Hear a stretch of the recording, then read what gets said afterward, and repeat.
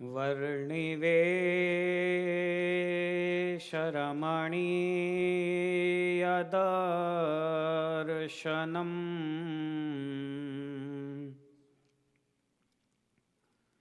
मन्दहासरुचिरा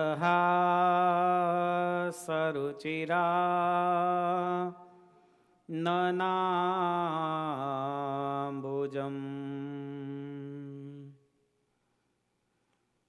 पूजितं सुरनरोत्तमैर्मुदा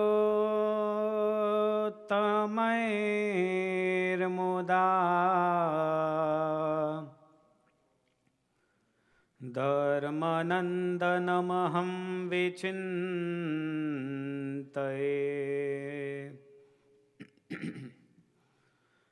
ॐ अवतारिणे श्री स्वामिनारायणाय नमो नमः। ॐ श्री हरिकृष्णाय नमो नमः। ॐ श्री पूर्णपुरुषोत्तमाय नमो नमः। ॐ श्री सहजानंद स्वामिने नमो नमः। बोलो स्वामिनारायण भगवान की जय। श्री हरि कृष्ण महाराजनी जय। श्री लक्ष्मीनारायण देवनी जय। श्री राधा कृष्ण देवनी जय। श्री सियावर रामचंद्र भगवान की जय। श्री सिद्धेश्वर महादेवनी जय। श्री विघ्न विनायक देवनी जय। श्री कष्टभंजन देवनी जय।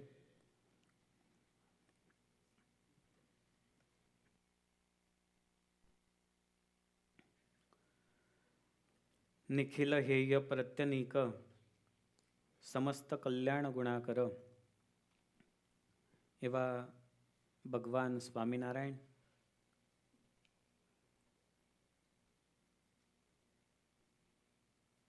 સર્વોચ્ચ તીર્થક્ષેત્ર શ્રી વડતાલ ધામની શિકાગો ખાતેની આપણી આ સરસ મજાની શાખા, એની અંદર વિરાજમાન સંકલ્પ સિદ્ધ શ્રી હરિકૃષ્ણ મહારાજ, લક્ષ્મીનારાયણ દેવ, રાધાકૃષ્ણ દેવ, સીતારામજી, સિદ્ધેશ્વર મહાદેવ, વિઘ્ન વિનાયક દેવ, કષ્ટભંજન દેવ આદિ ભગવત સ્વરૂપોના ચરણોમાં નતમસ્તક થઈને વંદન કરીએ. આજની ભગવાન શ્રી હરિના પ્રાગટ્યોત્સવ નિમિત્તેની આ વંદોની કથાનો ચતુર્થ દિવસ.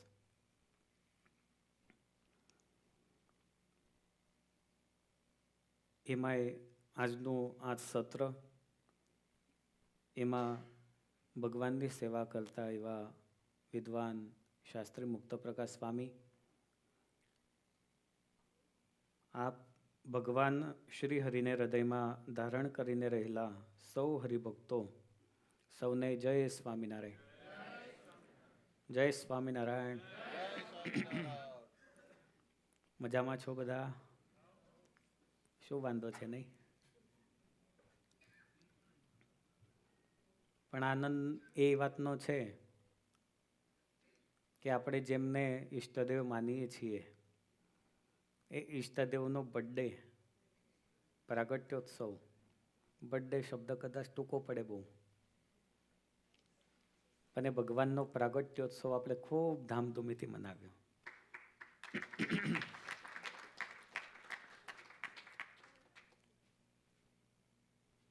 જેનો બર્થડે હોય ને એને મનગમતી વસ્તુ એ દિવસે થાય. તમને પ્રશ્ન પૂછું, કેક લાવ તો કોની પસંદનો લાવ? જેનો બર્થડે હોય એની પસંદનો લાવ ને.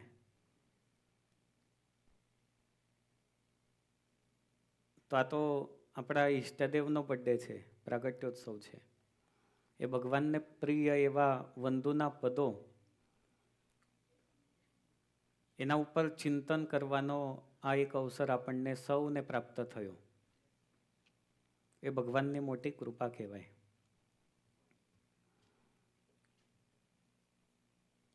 આ 5મું સત્ર છે વંદુની કથાનું, પણ હજી તો બીજા પદમાં પ્રવેશ કર્યો ગઈકાલે. એમાં એક જ કડી પૂરી થઈ. તો બીજું પદ, ત્યારથી ભગવાનની મૂર્તિનું વર્ણન એનો પ્રારંભ થાય છે.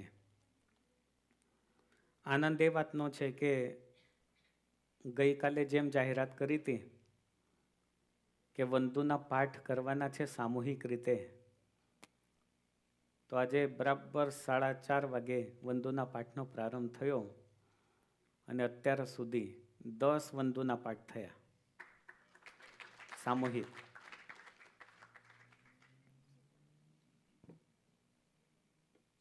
તો ચાલો બીજા પદનું આપણે એક વખત ગાન કરીએ અને પછી કથામાં પ્રવેશ કરીએ.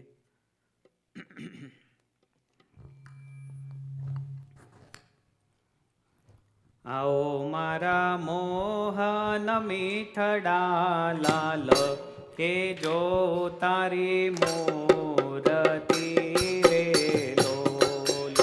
આવો મારા મોહન મીઠડા લાલ, કે જો તારી મૂરતિ રે લોલ. જતન કરે રાખો રસિયા રાજ, વિસારું નહીં ઉરતી રે લોલ. જતન કરી રાખું રસિયા રાજ, વિસારું નહીં ઉરતી રે લોલ. મન મારું મોયું મોહન લાલ, પાઘલડીની ભાત મારે લોલ. મન મારું મોયું મોહન લાલ, પાઘલડીની ભાત મારે લોલ. રે આવો રાછો ગલાખો સોછેલ, ખાતીલા જોવો ખાત મારે લોલ. હે આવો રાછો ગલાખો સુછેલ, ખાંતીલા જોવો ખાત મારે લોલ. વાલ તારું ઝળકે સુંદર ભાલ, તિલક કરુડા કર્યા રે લોલ. વાલા તારું ઝળકે સુંદર ભાલ, તિલક રૂડા કર્યા રે લોલ. રે વાલ તારા વામ કરણમાં તિલ, તેને મનડા હર્યા રે લોલ. કે વાલા તારા વામ કરણ માતિલ, તેને મન ડાહર્યા રે લોલ. વાલ તારી ભ્રકુટીને બાણે શ્યામ, કાળજ મારા કોરિયા રે લોલ. વાલા તારી ભ્રકુટીને બાણે શ્યામ, કાળજ મારા કોરિયા રે લોલ. ઓ નેણે તારે પ્રેમ સખી નાનાથ, કે ચિત્ત મારા ચોરિયા રે લોલ. હે નેણે તારે પ્રેમ સખી નાનાથ, મારું ચોરિયા રે લોલ. આવો મારા મોહન મીઠડા લાલ, કે જોઉં તારી મૂરતિ રે લોલ. ગઈકાલે આ કડી ઉપર વિશેષ ચિંતન ગઈકાલના સત્રમાં કરેલું.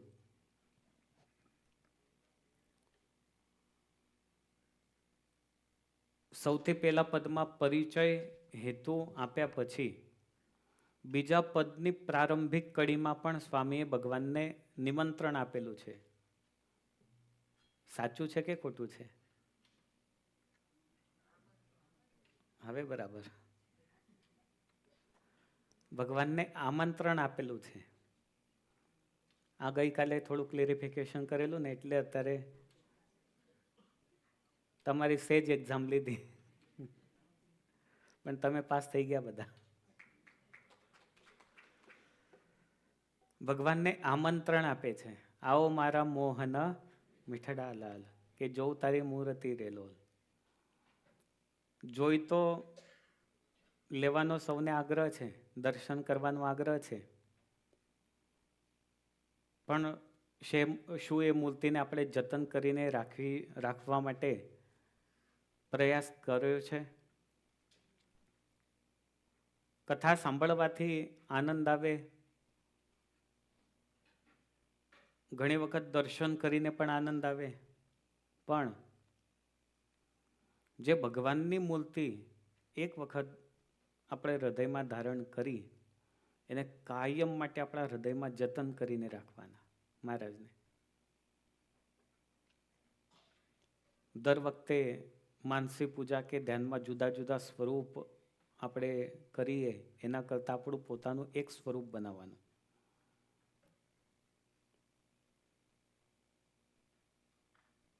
હજી મને એવું હતું કે કોઈને પ્રશ્ન થશે કે એ સ્વરૂપ કેવી રીતે બનાવવાનું, પણ હજી કોઈનો પ્રશ્ન એવો આવેલો નથી. હા, એક વસ્તુ આવી કે શીખવાનું ઘણું મળ્યું ને હજી ઘણું બાકી છે, એવા ઘણા બધા રિસ્પોન્સ આવ્યા. પણ જ્યાં સુધી આપણે ભગવાનને હૃદયમાં કાયમ માટે સ્થાન આપવા માટે તૈયાર નહીં થઈએ ત્યાં સુધી ભગવાન પણ કેવી રીતે પધારે? સવારે પૂજાનો પ્રારંભ કરો ને ત્યારથી જ નક્કી હોય કે આવાહન મંત્ર બોલવાનું અને વિસર્જન મંત્ર બોલવાનું. મહાપૂજા હોય તો આવાહન મંત્રથી પ્રારંભ થાય ને વિસર્જનથી પૂરી થાય. ગેસ્ટ આવે તો એ બોલાવતો આવે, નહીં તો કોઈ આવે નહીં. અને આજે તો એવું થયું છે કે એમને રવાના પણ કરવા પડે છે કોઈને કોઈ રીતે, કે તમે વિસર્જન થાઓ હવે અહીંથી. તો ભગવાન આપણા હૃદયમાં જતન કરીને રાખવાના છે. એવા રસિયા રાજ જતન કરી રાખવું, રસિયા રાજ વિસારું નહીં ઉરથી રેલો. હું તમારું જતન કરીશ, તમને વિસારીશ નહીં, ભૂલીશ નહીં. એવું પોતે ભગવાનને હૃદયમાં ધારણ કર્યા, ભગવાન સાથે એકાકાર થયા. કેરી હોય ને કેરી, કેરીની અંદર રસ રહેલો છે. તો ક્યારે એવું થયું કે કેરી ઘોળ્યા પછી એક બાજુથી બહુ ખાટો રસ આવે ને એક બાજુથી મીઠો રસ આવે? એવું થાય કે બધી બાજુથી સરખો જ રસ આવે? સંભાવના છે.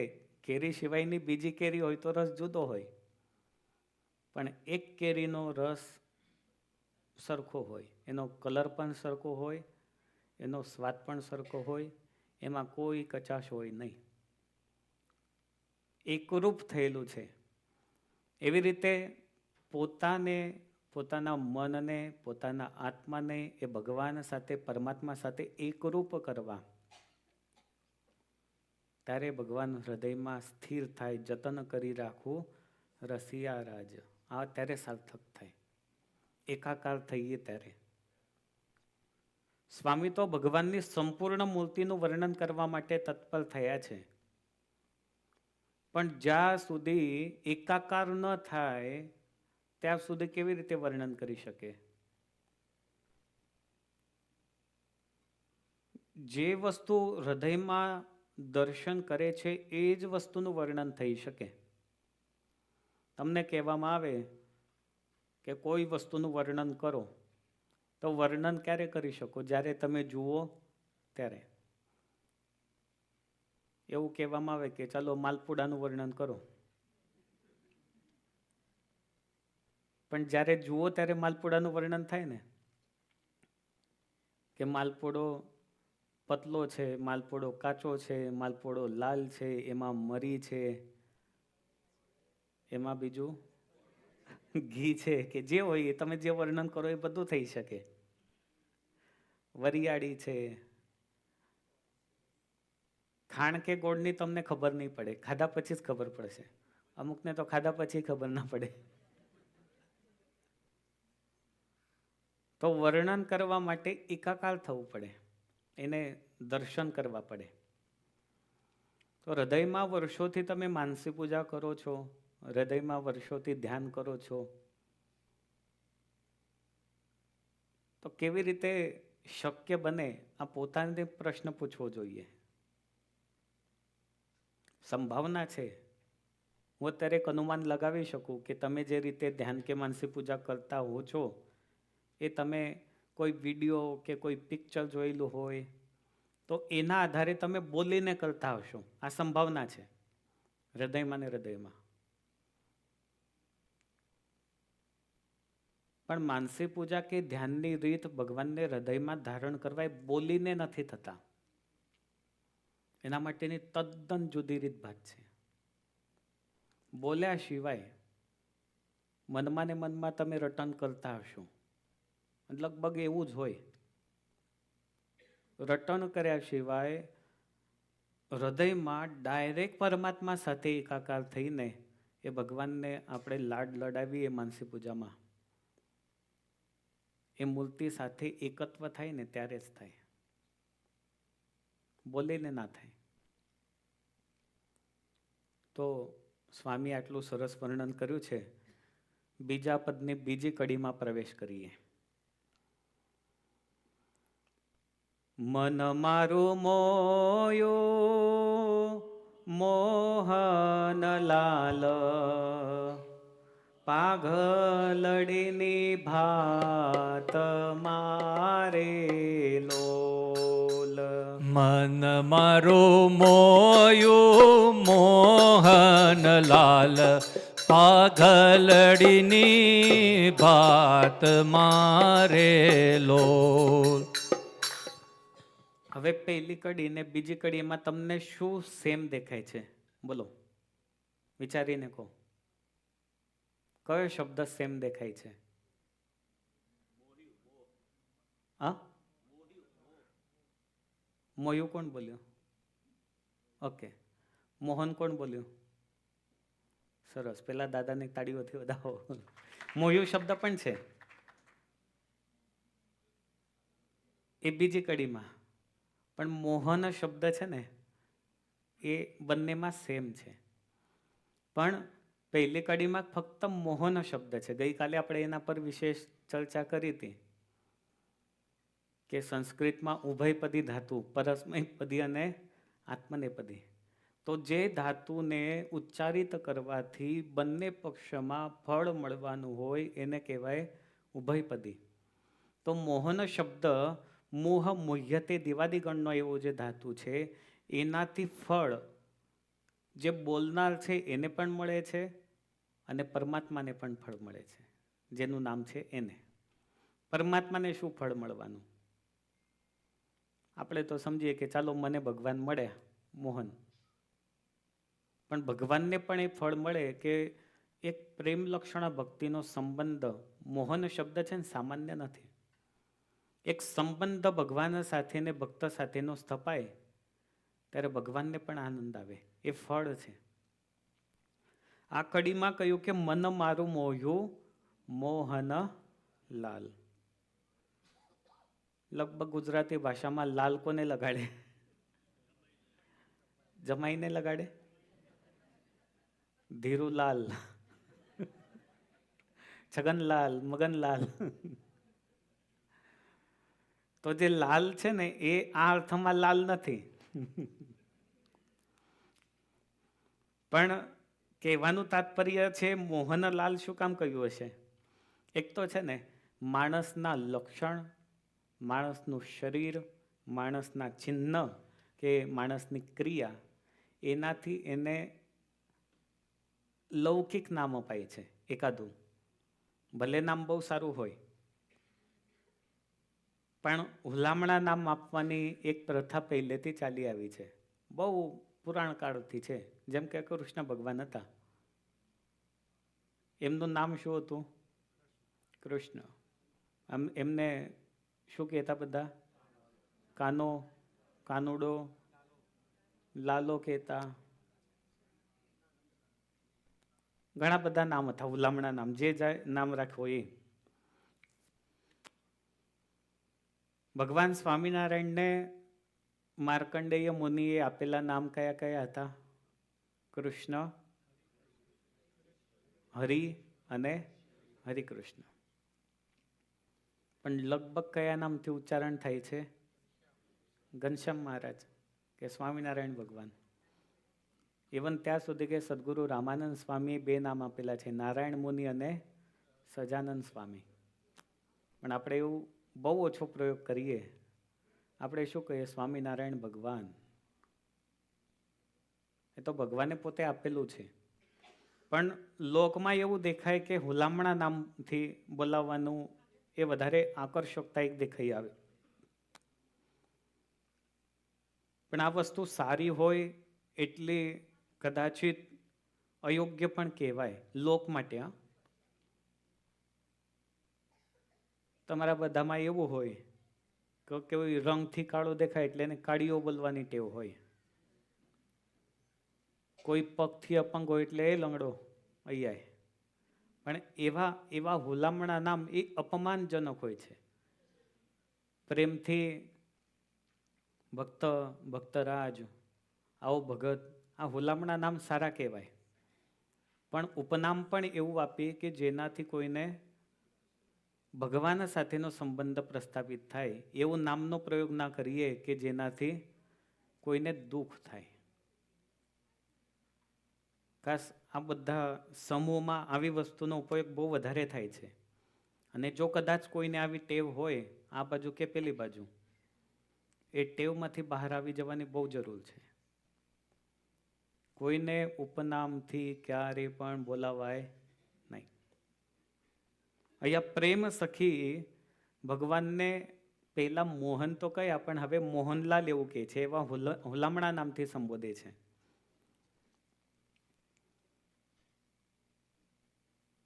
બહુ પ્રેમથી આપેલું આ નામ છે. બીજો અર્થ એવો થાય કે કડીમાં પ્રાસ બેસાડવા માટે પણ મોહનલાલ કયા છે. મુંબઈમાં છે મોહનલાલ મીઠાઈવાળા. લગભગ તો બધાને હલવો યાદ આવી ગયો છે આ સાંભળીને. રૂપ, રંગ, નેત્ર, લટકાડા કે મુખ ઇત્યાદિક વસ્તુઓથી મોહ પમાય. પણ અહીંયા સ્વામી શું કહે છે? મન મારું મોહ્યું મોહનલાલ પાઘડલીની ભાત મારેલો. કોઈ પણ વસ્તુ કે કોઈ પણ વ્યક્તિનું આકર્ષણ એના કપડાથી થાય છે કે રૂપ રંગથી થાય છે? બોલો. રૂપ અને રંગથી થાય કે આ જાડો છે, આ પતલો છે, આ ગોરો છે, આ કાળો છે, આ ધોળો છે, જે કંઈ હોય એ.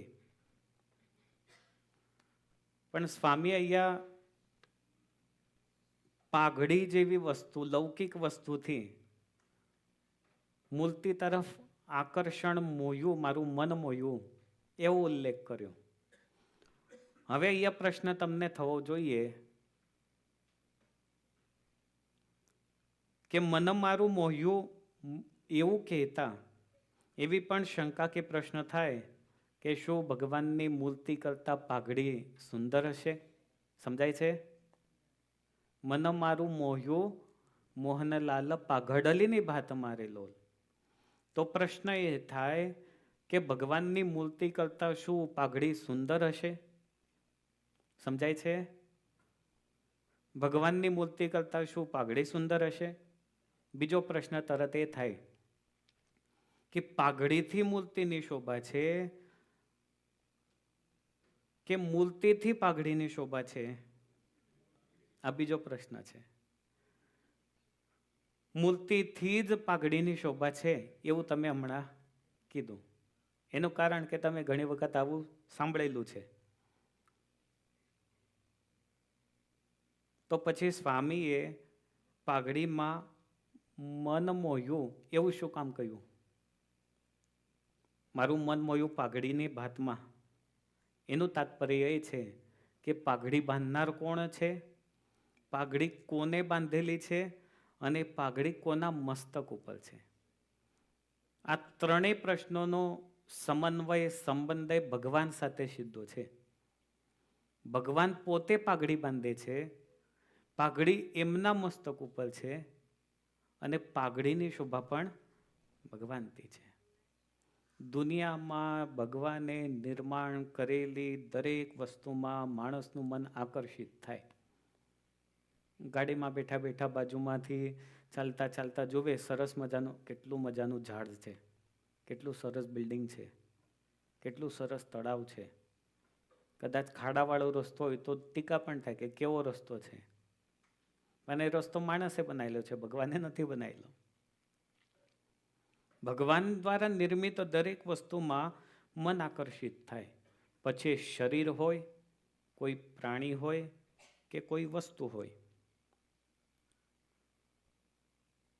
સ્વામીએ પોતાનું મન એ પાઘડીની ભાતમાં પાઘડલીની કીધું છે. પાઘડી શબ્દ છે કે પાઘડલડી શબ્દ છે? તો આમાં લ કેમ વધારાનો આવ્યો છે? પ્રાસ બેસાડવા માટે તો છે જ. પણ અત્યારે સ્વામી જે કઈ શબ્દોનો પ્રયોગ કરશે ને આ પદોમાં, એ બધા લાડથી ભગવાનને ઉચ્ચારણ કરેલા શબ્દો છે. કાલે કહ્યું તો કે નાના બાળકને તમે પ્રેમથી બોલાવો તો નાના બાળક સાથેના શબ્દો અને મોટા વ્યક્તિ સાથેના શબ્દોમાં તદ્દન તફાવત હોય છે. નાના સાથે કાલે ગયેલી ભાષામાં બોલવાનું મન થાય, પણ મોટા સાથે ક્યારે બોલવાનું મન ના થાય. તો સ્વામીનું મન એ ભગવાન સાથે એવું આકર્ષિત થયું અને ભગવાન સાથે એવું જોડાઈ ગયું કે પરમાત્માને દરેક શબ્દથી હવે લાડ લડાવે છે. તો પાઘડીના બદલે પાઘલડી એવો શબ્દ આવ્યો. પ્રાસ તો છે જ, પણ હવે બધા શબ્દો અંતરમાંથી નીકળે છે. પાઘલડીની ભાત, ભાત એટલે રાઈસ નહીં, પણ ભાત એટલે એની શેપ, પાઘડીની રીત બાંધવાની. પાઘડીનો ઇતિહાસ છે ને બહુ સમજવા જેવો છે. જોબન પગી હતા ને, એમના ચરિત્રમાં તમે જોશો તો 8 કળાઓ એમનામાં હતી. જોબન પગીમાં પાઘડી બાંધી શકતા. પાઘડી બધા ના બાંધી શકે. આમાં ખાસ અમારે સંતોની પાઘડી હોય ને, એ પણ એક કળા છે બાંધવાની. અત્યારે તો એમાં પણ બધું રેડીમેડ આવી ગયું છે, પણ એ બાંધનારા પણ નક્કી જ હોય છે. એ તો ભગવાન સ્વામિનારાયણના સંતની પાઘડી જુઓ ને તો એ જુદી જ તરી આવે. બરાબર ને ધરમભાઈ? સોની વચ્ચે એવી પાઘડી પહેરેલા સંત દેખાય એટલે જુદા તરે. ભગવાનને જુદી જુદી પાઘો બનાવેલી હોય. હમણાં મુક્ત પ્રકાશ સ્વામી પેલા સાફા બાંધે છે, તો એ કઈ સહેલું નથી. તમારા માથા ઉપર બાંધવો સહેલો છે, કેમ કે વાળ હોય એટલે પકડી રાખે. પણ મૂર્તિ ઉપર એ સાફો બાંધવો એક કળા છે, પાઘડી બાંધવી એક કળા છે.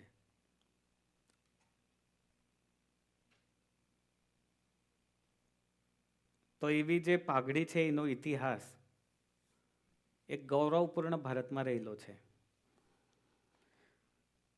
આજથી પહેલા અમારા કરતા જાજી દિવાળીઓને ચોમાસા તમે બધાએ જોયેલા છે. સાચું કહેજો, કોઈ દિવસ તમારા બાપ દાદાઓને તમે માથે પાઘડી સિવાય જોયા છે કે ટોપી સિવાય જોયા? ટોપી એટલે પેલી આજની ટોપી નહીં, જુદી ટોપી. સ્નેહલભાઈ, કાઠિયાવાડમાં તો પાઘડી સિવાય જોયા છે કોઈ દિવસ?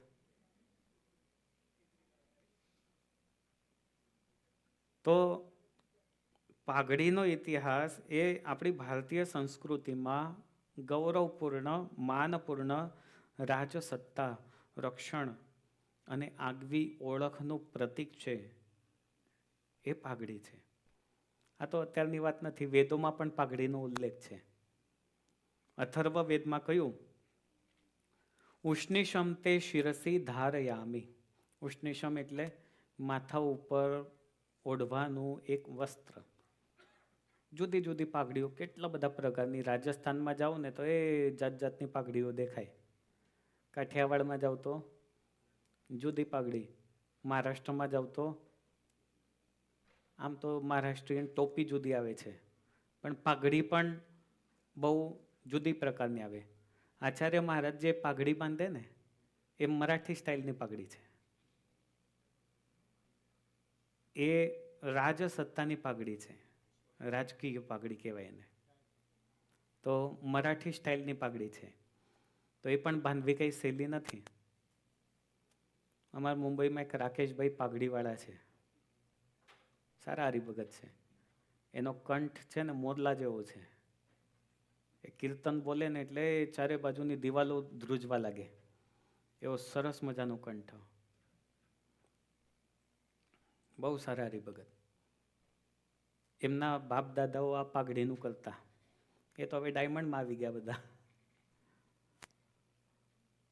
તો પાઘડી બાંધવી એ એક કળા હોય છે.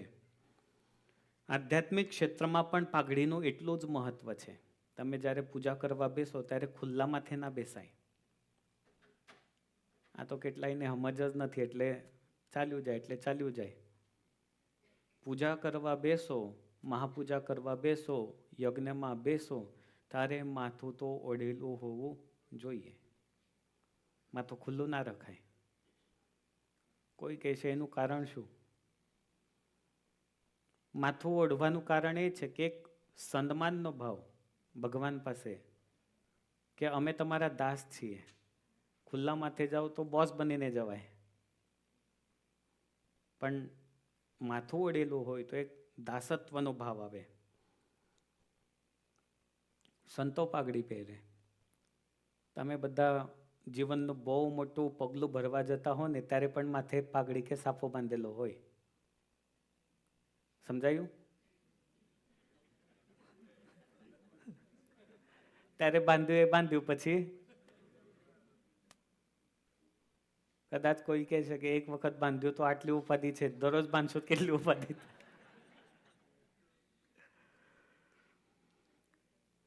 પણ પાઘડીના નવા રૂપ બધા ટોપીના રૂપમાં આવ્યા. પેલી ટોપી છે ને એ પણ એનું વર્ણન આખું જુદું છે. ભગવાન સ્વામિનારાયણ એ પોતે પોતાના હાથે પોતાના મસ્તક ઉપર પાઘડી બાંધતા. આ કડીને તમે સમજો જરા.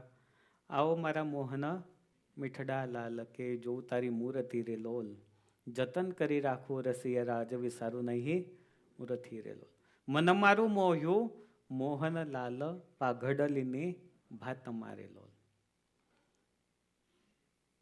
તો પાઘડી બાંધનાર પરમાત્મા પોતાના મસ્તક ઉપર બાંધી છે. તો સ્વામીએ ભગવાન શ્રી હરિ પાઘડી બાંધતા ને એનું વર્ણન પણ કરેલું છે. એમ સ્વામી એક ગ્રંથ લખેલો છે, શ્રી હરિ ધ્યાન મંજરી. એની અંદર ભગવાન શ્રી હરિ પોતાના માથે પોતાના હાથે કેવી રીતે પાઘડી બાંધતા એનું વર્ણન છે. એની ચોપાઈ છે સરસ મજાની. શ્વેત ફેટા બાંધત શિરની કે, ધરત બીજ છોગા સુસજી કે, એક પેચ ફેટા કરયાની, એક પેચ ફેટા કરવાની, છિયત ભ્રુવ બાંધત અસજાની. સ્વામી આ કડીની અંદર એવું કે શ્વેત ફેટા બાંધત શ્રી હરિ માથે. શ્વેત કલરની પાઘ કપડું એ મહારાજ પોતાના મસ્તક ઉપર ધારણ કરતા. પણ જ્યારે શ્રી હરિ પોતાના માથે શ્વેત પાઘ બંને હાથથી બાંધવા પ્રયાસ કરે ત્યારે એમાં મહત્વનું શું હોય છે? છોગલું. આ પાઘની અંદર જે એક છોગલું તમને દેખાય છે ને, આ તો રેડીમેડ છે. પણ કડા એવી હોય કે એ છોગલાને આટી બરાબર પડવી જોઈએ. એનું માપ કેટલું રાખવું એ પણ કડા છે. જો વધારાનું બહાર આવી જાય તો નીચે આવી જાય. બહાર છોગલું એટલું જ આવવું જોઈએ કે જેનાથી એનો શેપ અર્ધચંદ્રાકાર બની શકે. તો ભગવાન શ્રી હરિ સ્વામી કહે છે કે ધરત બીચ છોગા સુસજી કે, બહુ જ ચતુરાઈથી મહારાજ એક છોગલાની પાક પહેરતા, એક છોગલાની. અને બીજું કે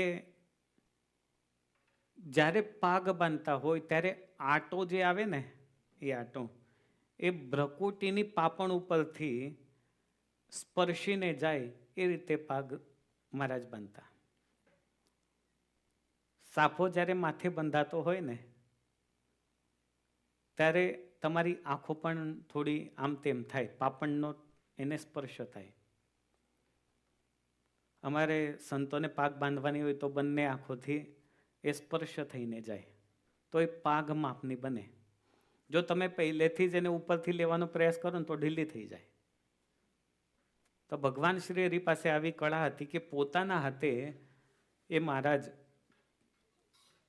આવું છોગલું એની પાગ પોતાના હાથે બાંધતા. જુદી જુદી પાગો બાંધતા મહારાજ, એમાં ચતુરાઈ હતી. 8 કળાઓમાં જે પારંગત હોય એ પૂર્ણત્વને પામે એવું કહેવાય. જોબન પગીમાં એ ગુણ હતા, બધા જ 8 કળામાં પારંગત હતા. ભગવાન સ્વામિનારાયણ એ તો પરિપૂર્ણ હતા, એ તો પાક પણ બાંધી શકતા. તમે જોજો સુરતમાં અર્ધેશ અલજી કોટવાલને જે પાગ આપેલી છે ને, એ ભગવાન સ્વામિનારાયણની પ્રસાદીની પાક છે, મહારાજે પોતે બાંધેલી પાક છે. એનો ઇતિહાસ પણ બહુ સમજવા જેવો છે. આ પાગની વાત આવીને એટલે કહું તમને કે મહારાજ સુરતની ધરતી ઉપર પધાર્યા. સુરત જવાના નહોતા મહારાજ, પણ કુશળ કુંવરબા ધરમપુરના રાણી એમને મહારાજને તેડાવ્યા કે તમે ધરમપુર પધારો. પરમ ચૈતન્યાનંદ સ્વામી ત્યાંથી નીકળ્યા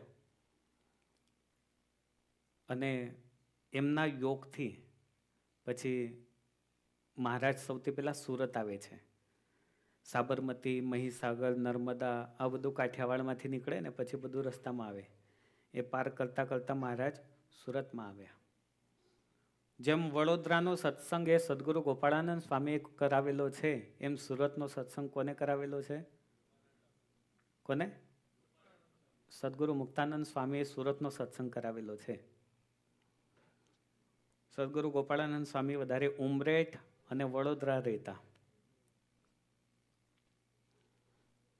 તો સુરત એમાં સદગુરુ મુક્તાનંદ સ્વામી વધારે આવતા, કેમ કે કર્ણભૂમિ છે, સુરતની કર્ણભૂમિ કહેવાય. કર્ણ છે ને એ સૂર્યનગરી કહેવાય છે. દાનવીર કર્ણ, તાપીનો કિનારો. એ સુરતી ભક્તોના ગુણોનું વર્ણન કરેલું છે.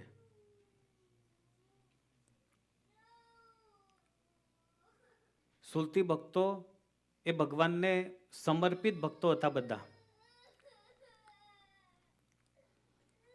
એ ભક્તોના ગુણો જ્યારે જ્યારે વળતા લાવે ત્યારે સુરતની ભાત, સુરતના વસ્ત્રો, એનું સરસ મજાનું વર્ણન એ ભક્ત ચિંતામણીથી લઈને બધા શાસ્ત્રોમાં વર્ણન કરેલું છે. જેમ કે આપણે જોઈએ, સુંદર ભક્ત સુરતના અતિ હોશિલા હરિજન, સ્વામી સેવામાં સપર્યા જેણે તન મન અને ધન, તને કરી રહ્યા વચને મને કર્યું મૂર્તિ મનન. એ ભક્તોનું વર્ણન એટલું સરસ. સુરતના ભક્તો જ્યારે જ્યારે આવે ને ત્યારે મહારાજ માટે જરિયાની વસ્ત્રો લાવે. વચનામૃતમાં છે, સુરતના ભક્તો આવ્યા અને મહારાજ માટે જરિયાની વસ્ત્રો લાવ્યા. કારણ કે સુરત એ સમૃદ્ધ નગર, બંદર હતું. ત્યાંના ભાલચંદ્ર શેઠ, ત્યાંના મુનિ બાવા, અર્ધેશરજી કોટવાલ, આ બધા ભગવાન સ્વામિનારાયણના મુખ્ય સમર્પિત હરિભક્તો હતા, આગેવાન હરિભક્તો હતા. સુરત શ્રેષ્ઠ બંદર કહેવાય. અને પહેલેથી જ એક કહેવત હતી કે સોનાની મૂરત એ સુરત. એ સુરતમાં અર્ધેશ્વર કોટવાલ તેઓ રહેતા, પારસી હતા. તમે સાંભળ્યું છે, પારસી પ્રજા છે ને મૂળ સૂર્યવંશી કહેવાય.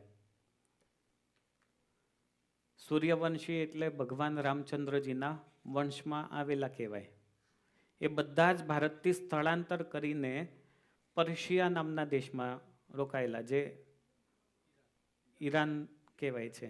આજે તો ઈરાનની ચર્ચા બહુ બધી છે. તો એ મૂળ પર્શિયા કહેવાય. નાઇલ નદીના કિનારે ઇજિપ્ત નામનું નગર એમને વસાવેલું. આજે એ બધા જ પ્રદેશોના પિરામિડ પ્રસિદ્ધ છે. જુદા જુદા બધા પિરામિડો ત્યાં છે.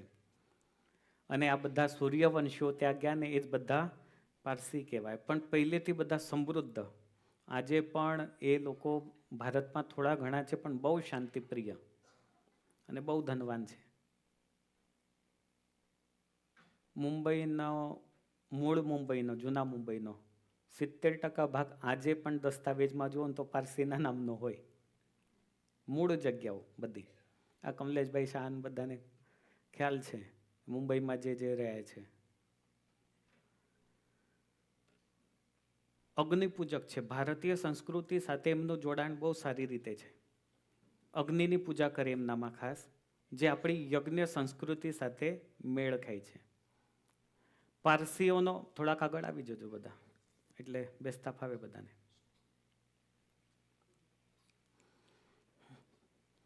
પારસીઓનો મૂળ, શાંતિથી આવવાનું, પારસીઓનો મૂળ ગ્રંથ છે જંદ અવેસ્તા. આપણો મૂળ ગ્રંથ કયો?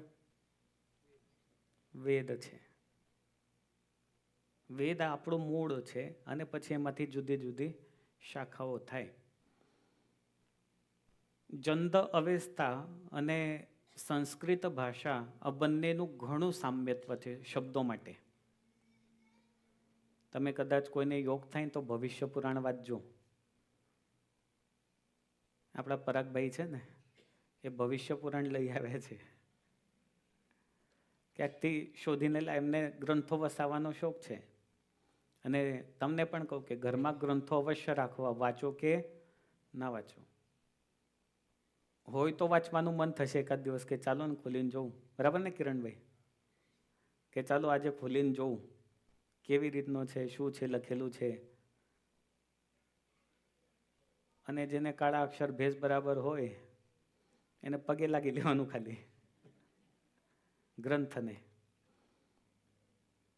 એ ભવિષ્ય પુરાણની અંદર એવું કહેવામાં આવેલું છે કે સંસ્કૃત ભાષા એના અમુક શબ્દો પણ એની અંદર આપ્યા. જેમ કે રવિવાસરહ એવું આપણે સંસ્કૃતમાં કહીએ, તો ભવિષ્ય પુરાણમાં ક્લિયરલી ઉલ્લેખ છે કે રવિવાસરહ એને યવનોની ભાષામાં સન્ડે એવું કહેવામાં આવશે. આ ભવિષ્ય પુરાણમાં કોને લખ્યું છે? ભગવાન વેદવ્યાસજીએ લખેલું છે. આટલા વર્ષો પહેલા લખાઈ ગયું. બહુ બધા શબ્દોનો પ્રયોગ કરેલો છે. એમની અંદર ઘણા ઉલ્લેખ છે. મેં આખું વાંચ્યું ને તો આ શબ્દ મારામાં પકડાઈ ગયો મને. રવિવાસર અને સન્ડે કહે છે. આજે સન્ડેને તમે રવિવાર કહો છો કે નથી કહેતા? રવિ સભાના બદલે તમે સન્ડે સભામાં જાઓ છો એવું જ કહો છો ને બધા. એક ભાષા આજના સમયમાં છે. તો સંસ્કૃત ભાષા એ સૌથી જૂની ભાષા, વિશાળ ભાષા. એની અંદર જેટલો શબ્દોનું નોલેજ છે એટલી બીજી કોઈ ભાષામાં નથી. એ તમે આજે પણ કહેશો, પણ કદાચ શીખવા માટે તૈયાર થાવ કે ન પણ થાવ. કોઈ પણ ગ્રંથ એ સંસ્કૃત ભાષામાં લખાય. અને એ જ શાસ્ત્રાર્થ માટેનો પ્રમાણિત ગ્રંથ કહેવાય. આપણા સંપ્રદાયમાં જો શાસ્ત્રાર્થ માટે પ્રમાણિત ગ્રંથ હોય તો સંસ્કૃતમાં આપેલા ગ્રંથો, જેમ કે સત્સંગી જીવન છે, હરિવાક્ય સુધા સિંધુ, એ પણ લઈ શકાય, સંસ્કૃતમાં છે. હરિલીલા કલ્પતરુ છે, સંસ્કૃતમાં છે. તો સંસ્કૃત સાથે પારસીઓનો બહુ જૂનો નાતો છે. વર્ષો પછી ઇસ્લામિક કટ્ટરવાદીઓ એમને ઇજિપ્ત આદિક દેશો ઉપર આક્રમણ કર્યું ને, એટલે આ શાંતિપ્રિય પ્રજા આ દેશને છોડવા માટે તૈયાર થઈ. તમે જુઓ, બહુ વર્ષોથી ઇસ્લામિક કટ્ટરપંથીઓ આખા વિશ્વ ઉપર પ્રભુત્વ જમાવવા માંગે છે. ભારતમાં તો કેટલી મસ્જિદો આજે મંદિરો ઉપર બનેલી છે. આજે જ કલકત્તાથી એક શંકરાચાર્યજીનો ફોન આવેલો, તો જ્ઞાનવાપી મસ્જિદ, જે જોશી મઠના મુખ્ય શંકરાચાર્ય છે ને, એમની સાથે મારી કલાક સુધી વાત થઈ આજે. તો ઇતિહાસ થોડોક મને કહેતા હતા એમના જુદા જુદા. જ્ઞાનવાપી મસ્જિદ હમણાં થોડું ચાલે છે, એ કેસ પણ હમણાં સોલ્વ થવા પર જ છે. તો આવા તો લગભગ 700 જેટલા મંદિર ખાલી બનારસમાં, એ તોડીને મસ્જિદો બનેલી છે. કોઈને કોઈ રીતે દરગાહ કે મસ્જિદ એવું બની ગયેલું છે. ઇસ્લામિક કટ્ટરપંથીઓ એમનાથી એ લોકો દેશ છોડવા માટે તૈયાર થયા, પોતાની માતૃભૂમિમાં પરત આવ્યા અને ભારતને પોતાનું વતન માન્યું છે. એ પ્રજામાં અનેક ગુણો છે. એક ચતુરાઈ, હોશિયારી. રતન ટાટા ભારતમાં થયા. નમકથી લઈને નાનામાં નાની સોય પણ ટાટા કંપની બનાવે છે. એ જમશેદજી ટાટા તો એ પણ પારસી હતા.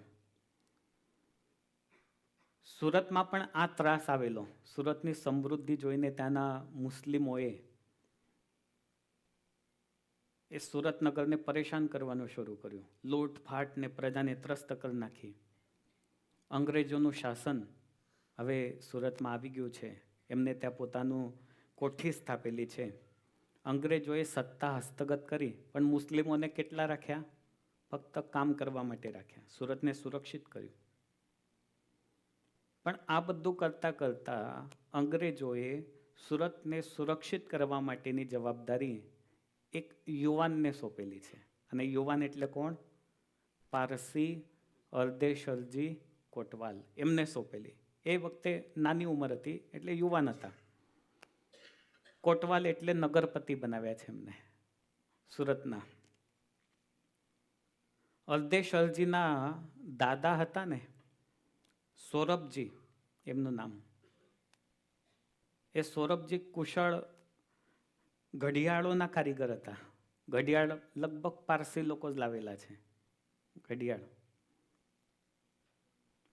મને લાગે આપણે ત્યાં ઘનશ્યામ દાદા ઘડિયાળનું કરતા હતા, બરાબર ને? જુદી જુદી ઘડિયાળો બનાવે. આ તો તમે હજી તમને કેટલી હૂજ નથી. કોણાર્કનું સૂર્ય મંદિર જુઓ ને તો તમારું મગજ ચક્રાવે ચડી જાય. એ સૂર્યના કિરણોથી ઘડિયાળ તમને દેખાય ત્યાં. હવે ગાડીનો વ્હીલ હોય, એના પર સૂર્યનું કિરણ કેવી રીતે પડે ને ટાઈમ કેવી રીતે જોવાનો ખબર પડે? એ ગોઠવણ એવી રીતની કરેલી છે કે સૂર્ય જે બાજુથી જાય એવા કિરણો એ કાંટાની જેમ પેલા કોણાર્કનું સૂર્ય મંદિર છે એના પૈડા ઉપર પડે અને ટાઈમ તમને ખબર પડે કે આટલો ટાઈમ થયો. કેટલી અદ્ભુત કારીગરી! જોવા જેવું મંદિર છે. આ બધા ઇતિહાસને આપણે નહીં માણીએ તો કોણ માનવાના? એ સાચવવાની જવાબદારી આપણી બધાની જ છે ને. ભલે તમે અમેરિકા જાઓ કે ગમે ત્યાં જાઓ, પણ ભારત દેશનો સાંસ્કૃતિક વારસો એ તો આપણે બધાએ સાચવવું પડશે. ને હવે તમે બધા સાચવશો ને તો પછીના બધા સાચવશે. મંદિરોથી પ્રયત્ન થાય, સંતો પ્રયત્ન કરે, પણ તમારો પણ સાથ સહકાર એટલો જ જરૂરી હોય. કુશળ ઘડિયાળના કારીગર એમના દાદા. અદ્દેશલજીના પિતા ધનજી શાહ એ બહુ જ શૂરવીર હતા. એ મુસ્લિમો સાથે આક્રમણ કરતા કરતા મૃત્યુ પામેલા હતા. અર્દેશલજીનો જન્મ એમને ત્યાં થયેલો ને એ બધી જ શૂરવીરતા એમનામાં આવેલી. અને એમના કુશળ નેતૃત્વથી સુરતમાં શાંતિ સ્થપાયેલી. એટલે અંગ્રેજો એમનાથી બહુ પ્રભાવિત હતા. આમે અંગ્રેજોએ સૌથી વધારે કોઈને પોતાની પાસે રાખ્યા હોય તો પારસીઓને રાખેલા, કેમ કે એ લોકોની સૂઝબૂઝ બહુ આગવી હતી. મુંબઈ હોય, સુરત હોય, કલકત્તા હોય, મોટા મોટા શહેરો, ચેન્નઈ બાજુ હોય, તો અર્દેશલજી એમનાથી સુરત પાછું સમૃદ્ધ બન્યું. આખા સુરતમાં એક પણ વ્યક્તિઓ ના હોય કે અર્દેશલજી પ્રત્યે એમને ગર્વ ના હોય. બધાને એમના પ્રત્યે બહુ ગર્વ.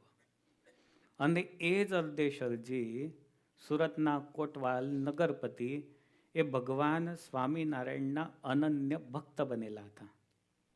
ભગવાન સ્વામિનારાયણથી પ્રભાવિત હતા. આ બધું તમને શું કામ કહ્યું ખબર છે? ઇતિહાસ આટલો કે ભગવાન સ્વામિનારાયણના ભક્ત આટલા મોટા વ્યક્તિ થાય તો કોઈ સામાન્ય બાબત ન કહેવાય. આખા સુરતને કંટ્રોલ કરનારા.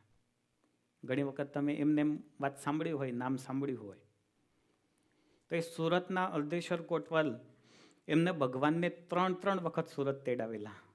3 વખત. તાપી કિનારે 3 પાંદડાનો એક વડ છે રુસ્તમબાગમાં. તમે કોઈએ દર્શન કર્યા હશે. અત્યારે ત્યાં ભવ્ય મંદિર છે. એ અર્દેશલજીની શૂરવીરતા, એમની શ્રદ્ધા અને ભક્તિ જોઈને ભગવાન સ્વામિનારાયણ સુરત પધારેલા.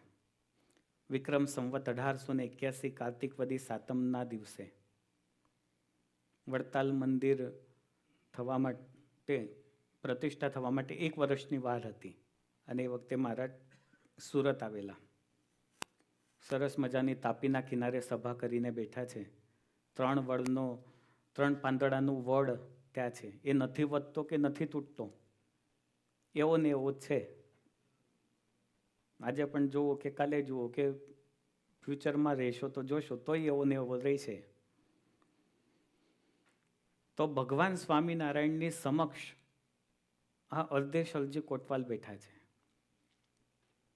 હવે રાજકીય સત્તાના એ વ્યક્તિ ભગવાન સ્વામિનારાયણ પાસે આવે તો એમને સ્થાન કયું ગ્રહણ કરવું જોઈએ? ભગવાન સ્વામિનારાયણની સમકક્ષ. પણ એ ક્યાં બેઠા છે? ભગવાનની સમક્ષ. તમને પિક્ચરમાં દેખાશે અહીંયા. ભગવાન સ્વામિનારાયણની સમકક્ષ તેઓ બેઠા છે. અર્દેશલજી જુઓ કેવા ભાવથી ત્યાં બેઠા છે મહારાજ પાસે.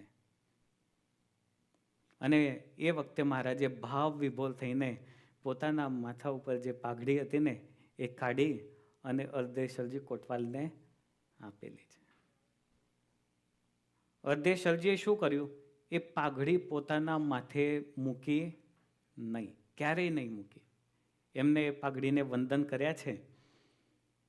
અને એટલા બધા ભાવ વિભોર થયા, એટલા બધા આનંદિત થયા કે આ પાઘડી મને ભગવાન સ્વામિનારાયણે આપી.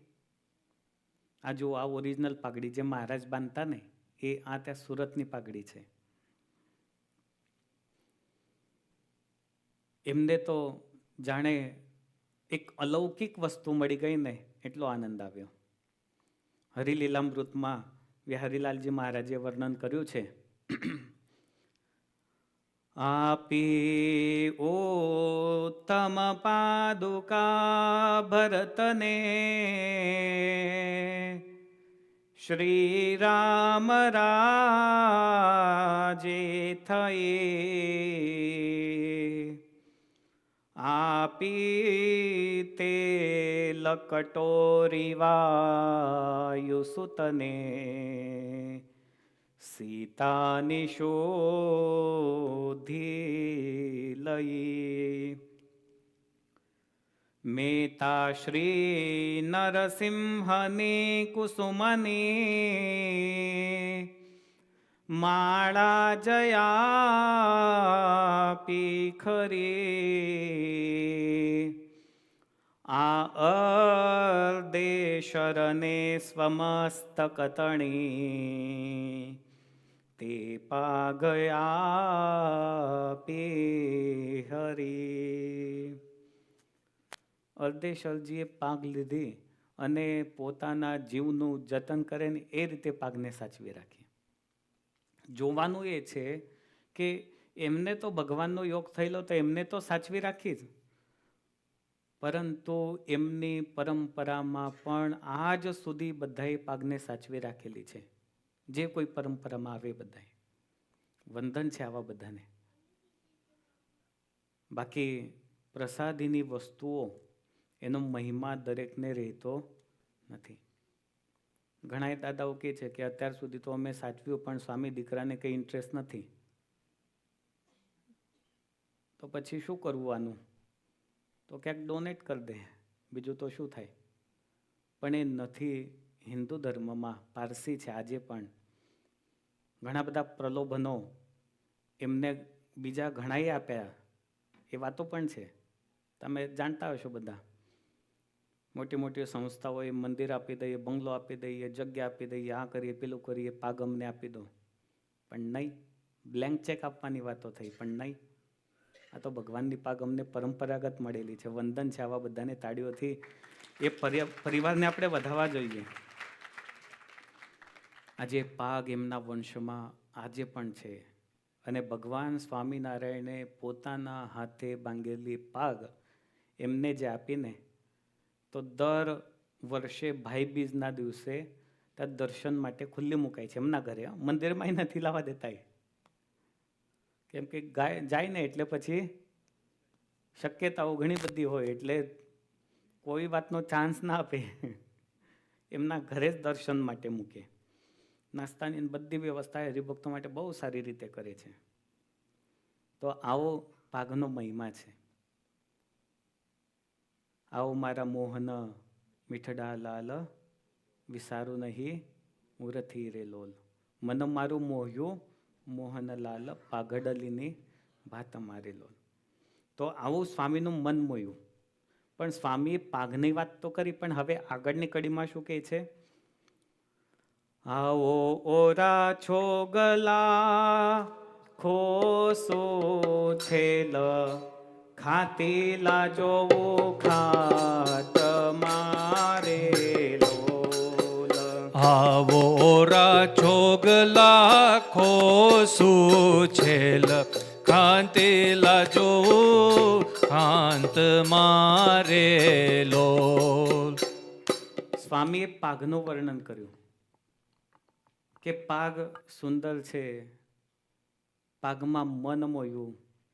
પણ હવે આગળની કડીમાં એનો ભાવ દેખાય છે કે આવો ઓરા, તમે મારા નજીક આવો. છોગલા ખોસું છેલ, ખાતેલા જોઉં ખાત મારે લોલ. આ બધા શબ્દો છે ને બહુ મજાના શબ્દો છે.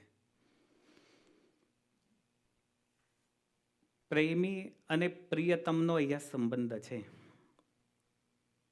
પ્રેમી પોતાના પ્રિયતમને મનગમતા શણગાર ધારણ કરાવે છે. આ તમારામાં જ હોય, બીજામાં હોય, બધે આ સંબંધ સ્થપાય. જેમ કે પતિ અને પત્ની હોય તો એકબીજાની ચોઈસના કપડાં પહેરે. બહાર જવાનું થાય તો એકબીજાની ચોઈસના કપડાં પણ પસંદ કરતા હોય. કહેવાનું તાત્પર્ય એ છે કે પ્રિયતમ પણ પ્રેમીને અનુસાર થઈ જાય છે અને પ્રેમી પણ એના અનુસાર થઈ જાય છે. બંને એકબીજા માટે પસંદગીની ચીજો રાખે છે, એકબીજાનું મન રાખવા માટે. તમે પણ ભગવાન સાથે સંબંધ રાખો છો તો ભગવાનને પોતાની પ્રિય વસ્તુ અર્પણ કરો છો. જેમ કે તમે ઘરે કે મંદિર માટે અગરબત્તી લાવવાના હો તો કેવી સુગંધ પસંદ કરો? શોપમાં જઈને કઈ નથી કીધું, કેવી કરો? પોતાને મન ગમતી જ કરો ને. આના મને મોગરાની એલર્જી છે. મોગરો રહેવા તો બહુ સ્ટ્રોંગ કહેવાય. ચંદન સારું કહેવાય. આપવાનું કોને છે? પસંદ કોની છે? આમાં કંઈ ખોટું નથી. પોતાના ભાવનું આપણે આપીએ એ ભગવાન બધું જ સ્વીકારે છે. એમાં ભગવાન નથી કહેતા ભાઈ તું મારા માટે મોગરાની લાવ્યો તો મને એલર્જી છે તો નહીં રાખું. જે કંઈ આપો એ ભગવાન સ્વીકારે. વાઘા, સ્વામી સરસ મજાના વાઘા બનાવજો. પછી પૂજારી સ્વામી પણ કહે કે તમને કયો કલર ગમે છે? સ્વામી ગ્રીન કલર ના કરતા એ મુસલમાન જેવું લાગે. થોડોક જુદો કલર ને ડિઝાઇનવાળા મસ્ત આકર્ષક વાઘા બનાવજો. તો આપણી આંખોને ગમે છે પણ ધારણ કોને કરવાના છે? મહારાજને. શોપમાં જાઓ ને તમારી બાજુમાં કોઈ માણસ પણ ખરીદી કરતો હોય અને કે ભાઈ આ ટી શર્ટ છે ને બહુ સારી નથી, તું બીજી લઈ લે. તમે શું કહો? લેવાની મારે, પૈસા મારા, પહેરવાની મારે, અને તું કહેવા વાળો કોણ? પણ ભગવાને કોઈ દિવસ એવું કહ્યું? આ માતાજીને સાડીઓ આવે છે, આ સાડીનો વિષય બહુ અઘરો હોય છે. ખરેખર તો એક મેસેજ એવો વાંચેલો મેં કે સાડીના દુકાનવાળાની ધીરજ છે ને એવું જો કોઈ શીખી જાય ને તો દુનિયામાં સફળ થઈ જાય. સાડીની દુકાનમાં બહેનો ગયા પછી બધી સાડીઓ ખોલાવે. હવે સાડીને વાળવી કઈ સહેલી છે? સતીશભાઈ વાળી છે સાડી? વાળવી જ પડે. તો પેલાને તો એક નહીં કેટલી બધી વાળવાની સાડીઓ. તો પેલો કેટલો હસતા મૂકી હતી કે બેન આ જુઓ, પેલી જુઓ, આ કોણ, અને લે કે ના લે એનો કોઈ ભરોસો નહીં. હવે માતાજી એમના માટે આટલી બધી સાડીઓ આવે. અમુક પ્રકાર સ્વામી તો ઘણી વખત ચિંતામાં હોય. હમણાં જ કોઈક સાડીનો પેલી બેગ મૂકી ગયો. આટલી બધી સાડી હજી તો કેટલી પેન્ડિંગમાં છે. પછી કોણ બેઠા હતા? કમલેશભાઈ બેઠા હતા. મેં કીધું તમારા ભાઈઓના કપડાં નથી આવતા એવા કે ભગવાનને દરરોજ ધરાવવા માટે આવે? આ તો થોડો રમૂજનો વિષય છે, પણ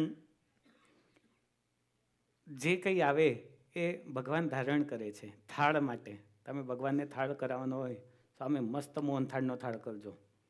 મારા બાપાને મોહનથાળ બહુ ભાવતો. તો થાળ જમવાનું કોને છે? પણ એક ભાવ હોય છે કે મારા પિતાશ્રીના નિમિત્ત થકી હું થાળ કરું છું તો એમને ભાવતી વસ્તુ મહારાજને જમાડું. આમાં કાંઈ જ ખોટું નથી. આપણો ભાવ, પ્રેમી અને પ્રિયતમનો સંબંધની વાત કરું છું. આ ફૂલની વાત છે. આ શરદ કાકા ક્યારેક ક્યારેક સવારમાં ફૂલ ગોતીને લાવે. આ ભૂપેન્દ્ર દાદા આવા ઉત્સવ પ્રસંગ હોય ને એટલે ફૂલ લેવા માટે જાય. મને એક વખત લઈ ગયા હતા જોવા માટે. એ જાત જાતના ફૂલો હોય છે ત્યાં. પણ એ ફૂલ પણ આપણે કેવું લઈએ? આપણી પસંદનું કે જે લોંગ ટાઈમ ચાલે. હમણાં પહેલાં ફૂલ આવ્યા હતા લાલ લાલ ફૂલ, એ તો સવારે મૂકો તો હાંજ સુધી આવું ઢીલું થઈ જાય. એ ના મુકાય. એટલે આપણે એવી જ વસ્તુ ભગવાનને અર્પણ કરીએ કે જે યોગ્ય હોય, કે જે આપણને ગમતી હોય. ફ્રૂટની પણ વસ્તુ એવી છે. તમે બધા અહીંયા ફ્રૂટ લાવો છો, એ પોતાને મનગમતું એવું લાવો, અથવા જે સસ્તું હોય એ લાવો. એવું પણ હોય. જે સેલમાં હોય એ બધું આવે. પણ અહીંયા લગભગ એવું ઓછું થાય.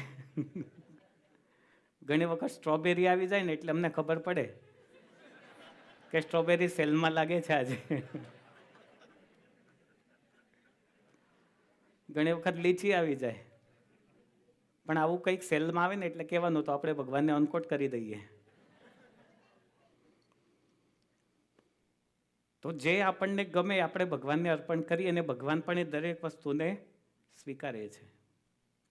માનસી પૂજાની અંદર, ધ્યાનની અંદર આપણે ભગવાનને આપણી મનગમતી દરેક વસ્તુ અર્પણ કરી શકીએ. પ્રત્યક્ષ પણ અર્પણ કરી શકીએ. સ્વામીનો ભાવ એવો છે કે પાઘડીના દર્શન કર્યા પણ મહારાજ મારા હૃદયમાં તમે આવ્યા છો અને એક છોગલાવાળી પાક તમે ધારણ કરી છે. જો યોગીની રીતભાત આખી જુદી છે અને પ્રેમીની રીતભાત આખી જુદી છે. યોગી કેટલાય તત્વોથી ભગવાનને પોતાના હૃદયમાં દર્શન કરે છે, જેમ કે નખથી શિખા પર્યંત દર્શન કરે. જ્યારે સ્વામીએ ભગવાનની મૂર્તિનું વર્ણન ક્યાંથી પ્રારંભ કર્યો? પાકથી, એટલે મસ્તકથી શરૂ કર્યું. એ પ્રેમીની રીત છે.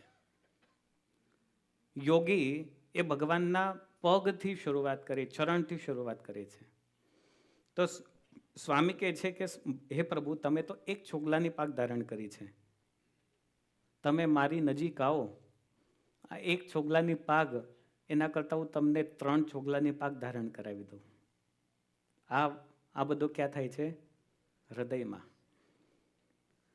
એક તો છોગલું છે જ, પણ બીજા 2 છોગલા તમને ખોસી દઉં, એવો ભાવ છે. છોગલું એટલે ખબર પડે ને? છોગલું એટલે શું? એને જે રાઉન્ડ શેપ હોય ને એને છોગલું કહેવાય. આમાં નથી, આમાં છોગલું નથી. તો એક છોગલાવાળી પાક હતી. સ્વામી કહે છે કે તમે નજીક આવ તો બીજા 2 છોગલા ખોસી દઉં. એનું ફળ શું? 2 છોગલા ખોસવાથી તો તમે છેલ છબીલા બની જશો. શું છે આમાં? આવો ઓરા છોગલા ખોસું છેલ છબીલા. છેલ અને છબીલા આવ્યું ને, તો તમે કેવા બનશો? છેલ અને છબીલા બનશો. હવે છેલ છબીલાનો અર્થ શું? છેલ એટલે એકદમ મોજમાં આવી જાય ને ત્યારે છેલ શબ્દ બહાર આવે. છેલ એટલે એકદમ મોજમાં.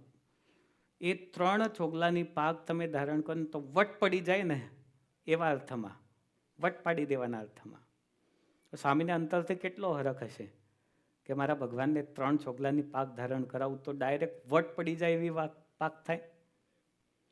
ઘણા ભક્તો મહારાજ માટે વાઘા બનાવતા હોય ને, વિચાર કરે મહારાજના દર્શન તો એવા થવા જોઈએ ને કે નજર હટે જ નહીં, એવા દર્શન થવા જોઈએ, એવા વાઘા બનાવો.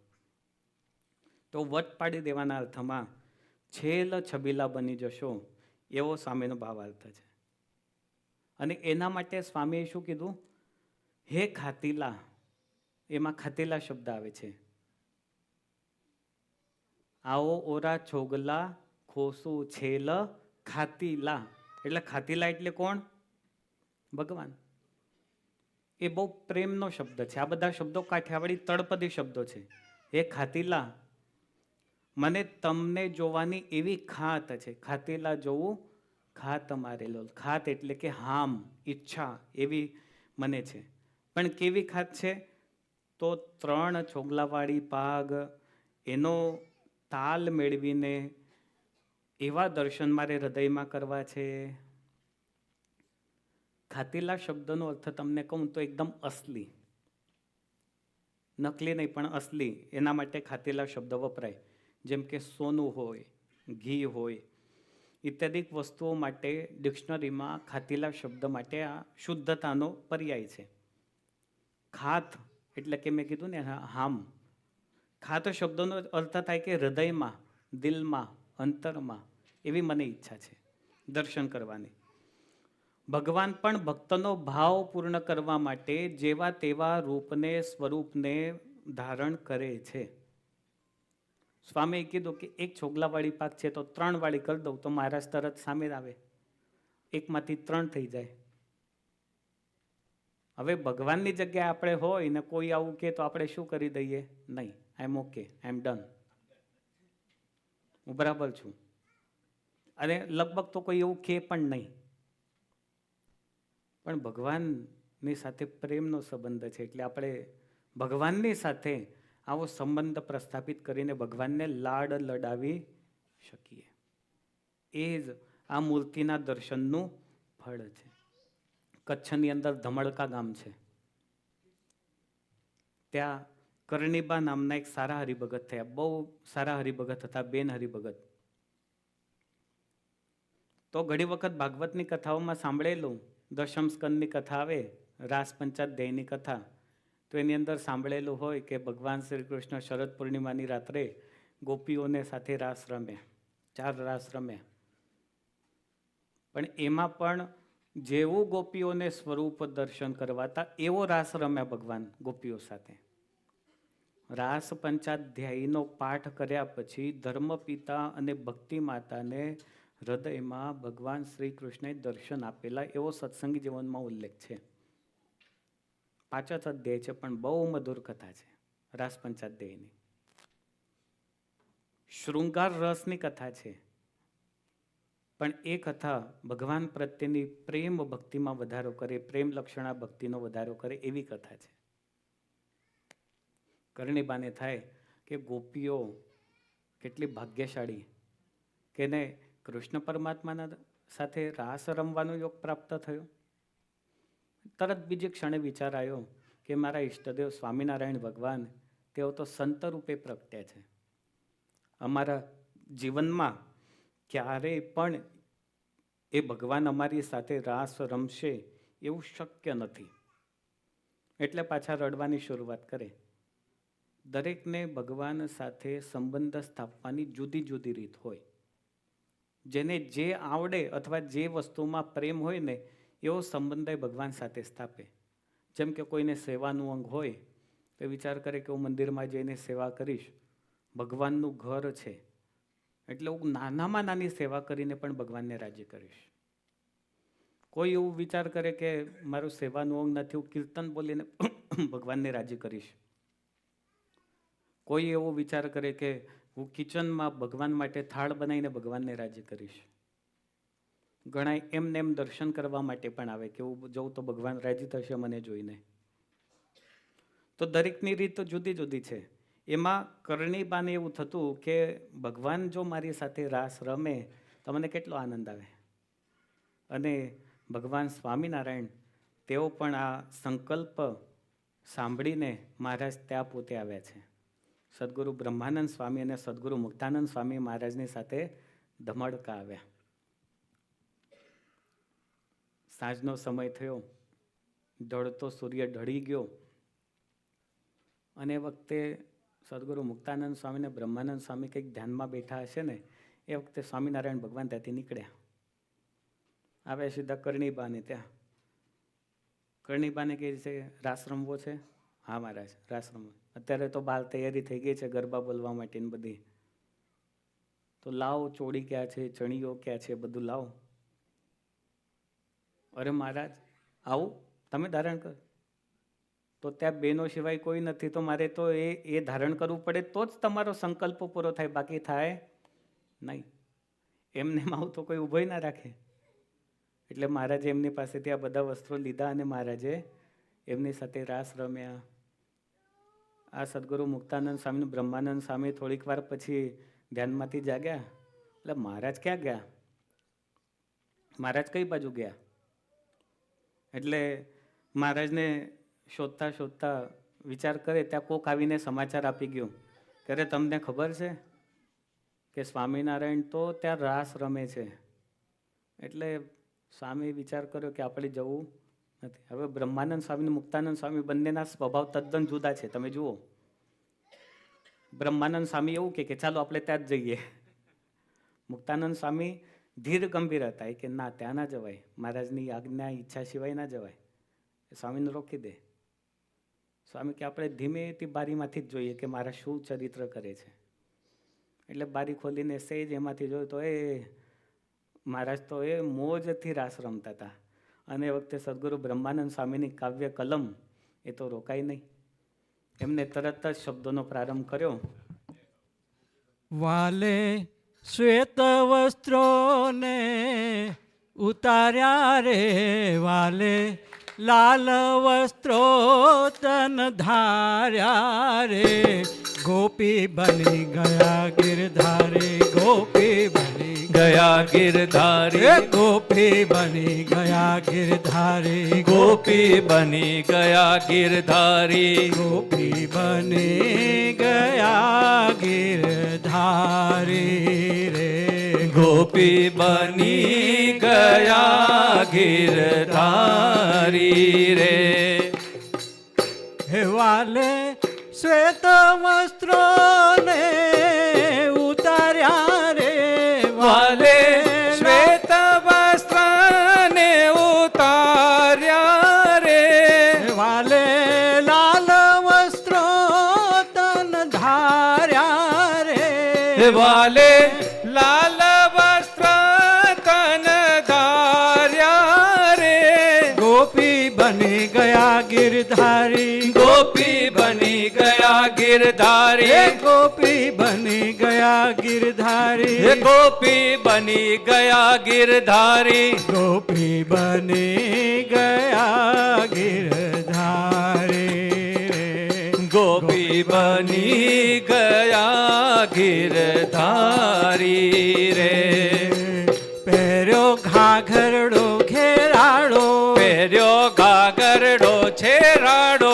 શોભે કંચવો કામણ ગારો રે ગોબે કંચવો કામણ ગારો પહેર્યો ઘાઘરડો ઘેરાડો પહેર્યો ઘાઘરડો ઘેરાડો શોભે કંચવો કામણ ગારો શોભે કંચવો કામણ ગારો હે શોભે કંચવો કામણ ગારો રે શોભે કંચવો કામણ ગારો રે ગોપી બની ગયા ગિરધારી ગોપી બની ગયા ગિરધારી ગોપી બની ગયા ગિરધારી રે ગોપી બની ગયા ગિરધારી રે બની ગયા ગિરધારી રે સિર ગુથ્યું છે પટીઓ પાડી વાલે શ્વેત વસ્ત્ર ઉતાર્યા રે વાલે લાલ વસ્ત્ર તન ધાર્યા રે સ્વામીની રીત પણ જુદી હતી પદ લખવાની. જો શ્વેત વસ્ત્ર ઉતારે ને લાલ વસ્ત્ર પ્રત્યે સ્ત્રીઓને આકર્ષણ વધારે હોય એટલે તરત લખ્યું કે લાલ વસ્ત્રો તન ધાર્યા રે પહેર્યો ઘાઘરડો ઘેરાડો શોભે કંચવો ખામણગારો. આ એકદમ પ્યોર વેશ મહારાજે ધારણ કર્યો. શિર ગથ્યું પટિયા પાડી નવરંગ ઓઢાડી સાડી ફૂલ ફૂલડે ગુંથી વેણી. હવે વેણી આજે ડુપ્લિકેટ મળે, જેને ઓરિજિનલ ના હોય ઘણા બધા ડુપ્લિકેટ લગાડી દેતા હોય. અને એ વખતે મહારાજની વેણી કેવી રીતે બનાવી હશે, અને એમાં પાછા ફૂલ પૂર્યા છે. વેણી છે ને એ સ્ત્રીનું આભૂષણ કહેવાય. એ તો બધું ગયું. હવે એની અંદર ફૂલ પૂરવાના એ પણ એક કળા હોય છે. એ મહારાષ્ટ્રમાં ને સાઉથમાં એ હજી પણ ટકી રહ્યું છે. એને જુદા જુદા ગજરા લગાડે, એને ફૂલ ગૂંથે, એવો વેશ મહારાજે ધારણ કર્યો. અને પહેર્યા સર્વ સખીના ઘરેણા, બધા જ ઘરેણા પહેર્યા. નાકણે નથ પહેરીએ છે, કાને બેનો ભાષામાં કુંડળ જ કહેવાય ને, તો એ બધું મહારાજે પહેર્યું. શુભ કાજળ સાર્યા નેણા, કાજળ પણ મહારાજે પહેર્યું. અને આવો વેશ ધારણ કરીને મહારાજ ગોપીઓ સાથે રાસ રમે છે. તો ભક્તને ભગવાનના જેવા દર્શન કરવાની ઝંખના હોય એ ભગવાન અવશ્ય એવી દર્શન કે ઝંખના એ ભક્તની પૂર્ણ કરે છે. અને એટલા માટે કાયમ તમારે પણ મનમાં એવો દ્રઢ નિર્ધાર કરવાનો કે આ ભગવાન મળ્યા છે, કોઈ સામાન્ય નથી. બીજી વસ્તુ એ છે કે ભગવાનની પ્રાપ્તિ તો થઈ, પણ મને જે સનાતન ધર્મ કે હિન્દુ બનાવ્યો ને એ પણ કોઈ સામાન્ય બાબત નથી. અને ત્રીજી એક વસ્તુ યાદ રાખવાની કે હું ભલે વિદેશમાં આવ્યો પણ વિદેશનો રંગ મને લાગ્યો નહીં. અને આ જો તમે યાદ રાખશો ને તો સેજે સેજે ભગવાનને બોલાવવાનું મન થશે. એવા પદો ગાવાના કે સેજે સેજે મહારાજને આપણે આપણી તરફ બોલાવીએ, આપણે મહારાજ તરફ જઈએ.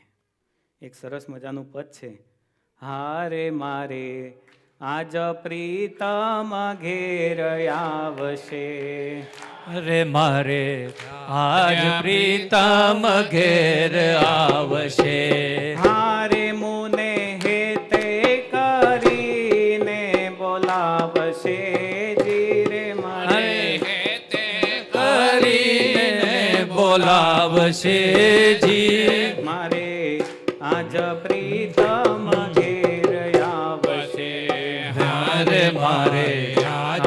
પ્રીતમ ઘેરે આવશે.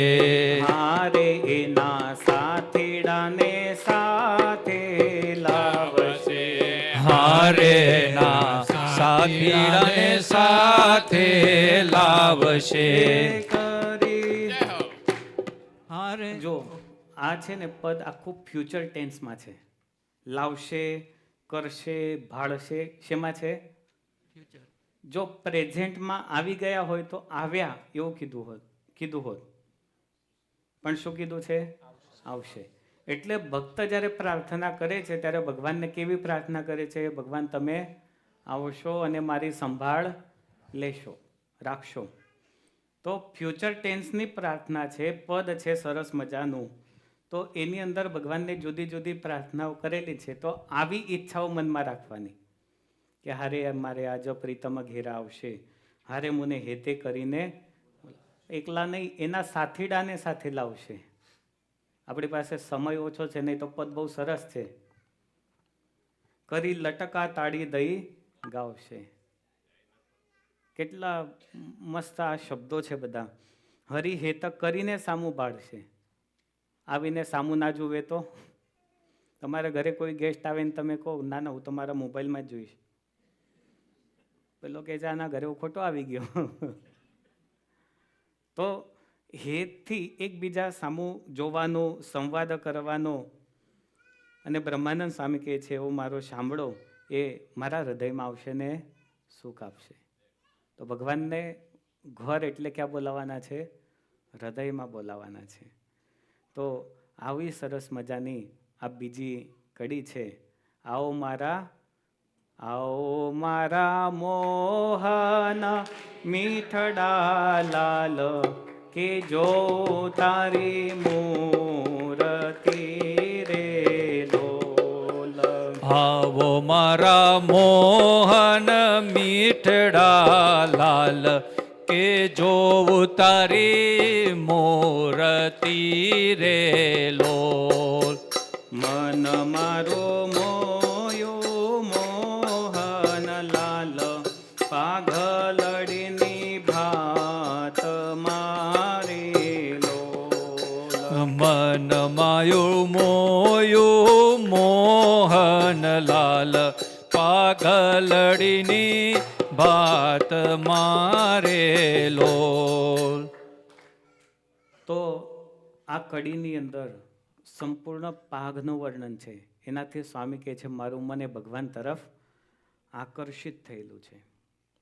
બહુ સરસ મજાના આ પદો છે. ખાલી આ તો પાઘની વાત કરી છે, પણ હવે આગળની કડી છે ને, વાલા તારું ઝળકે સુંદર ભાલ તિલક રૂડા કર્યા રે લોલ. વાલા તારું ઝડકે સુંદર ભાલ તિલક રૂડા કર્યા રે લોલ. આની અંદર સ્વામી કહે વાલા તારું ઝળકે સુંદર ભાલ તિલક રૂડા કર્યા રે લોલ. આ તો પાછું આવ્યું તિલકનું.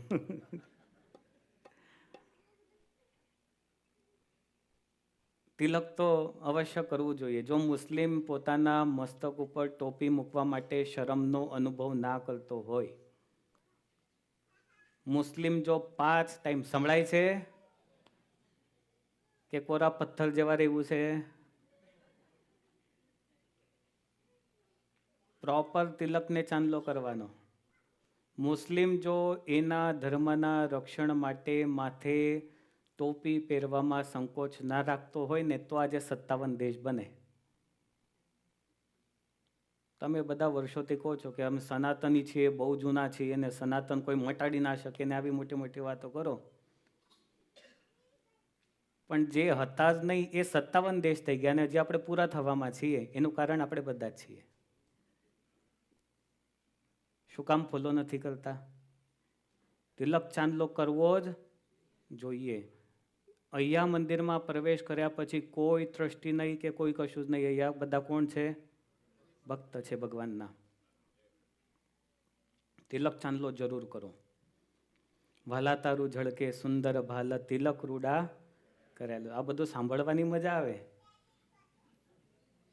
પણ કરવાનું થાય ત્યારે જવા દો ને, એ તો કંઈ કરવું નથી.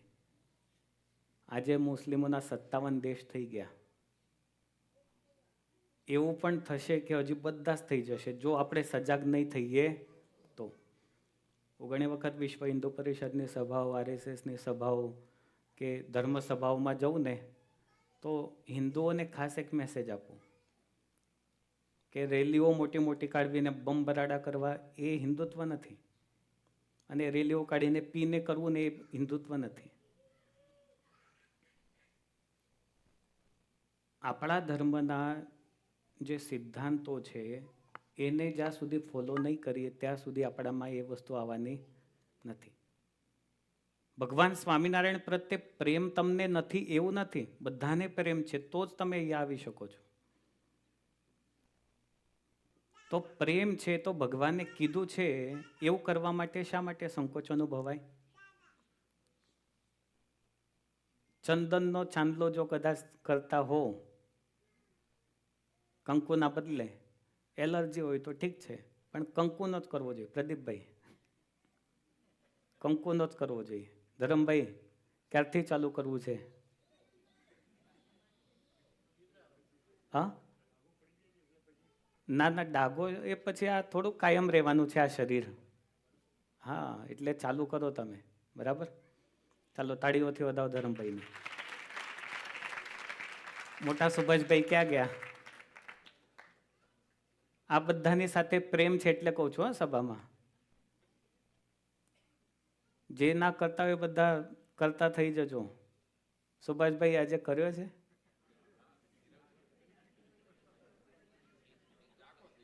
ઝાંખો થઈ ગયો? એના વગર ચાલે નહીં. એટલે ખાસ તો આ એક ટકોર કહો કે તમે જે કહો એ, પણ આ તો કરવું જ પડે. નહીં તો આપણે હિન્દુ તરીકે કે સનાતન તરીકે મટવા માટે ઓછા થવાના નથી. કદાચ કોઈને એવું થાય કે હું સ્વામિનારાયણનો ભગત નથી તો બીજું કોઈ પણ તમે સિંદૂર લગાડો કે ગમે તે લગાડો, પણ લગાડો ખરા. કિરણભાઈ, એના વગર ચાલે નહીં. તો 57 દેશ, મારું કહેવાનું તાત્પર્ય ટોપી કાયમ પહેરે, નમાઝ પડવા માટે ક્યારેય એને શરમ ના અનુભવાય. ગમે ત્યાં હોય પણ નમાઝ તો પૂર્ણ કરે. આપણે તો યુટ્યુબમાં આરતી નથી કરતા. હજી યુટ્યુબમાં આવે તોય 5 આરતી વડતાલની થતી હોય, આરતીના દર્શન કરીએ. વોટ્સએપમાં દર્શન આવે છે તોય દર્શન કરીએ. આ તમને એટલા માટે કહું છું કે આપણે કદાચ ચૂકી ના જઈએ આ જીવનમાં, એટલા માટે કહું છું. કોઈને નીચા દેખાડી દેવા, કોઈનું ખરાબ દેખાડવું એવું કંઈ નથી આની અંદર. ભગવાનના થયા છીએ તો ભગવાનના સંપૂર્ણ થઈને જ રહીએ. એટલે અહીંયા સ્વામીએ સરસ વર્ણન કર્યું છે, વાલા તારું ઝળકે સુંદર ભાલ તિલક રૂડા કર્યા રેલો. કથા તો બહુ સરસ છે, પણ સમય છે ને એ બહુ આગળ વધતો જાય છે. પણ કથા હવે નેક્સ્ટ સત્રમાં પણ હરિભક્તો કહે છે કે બંધુની જ કથા ચાલુ રાખવાની. એટલે નેક્સ્ટ સત્રમાં પણ નેક્સ્ટ સન્ડે પણ આપણે આ જ કથા સાંભળશું. તો અત્યારે કથાને અહીંયા ભગવાન નામ સાથે વિરામ. જય સ્વામિનારાયણ.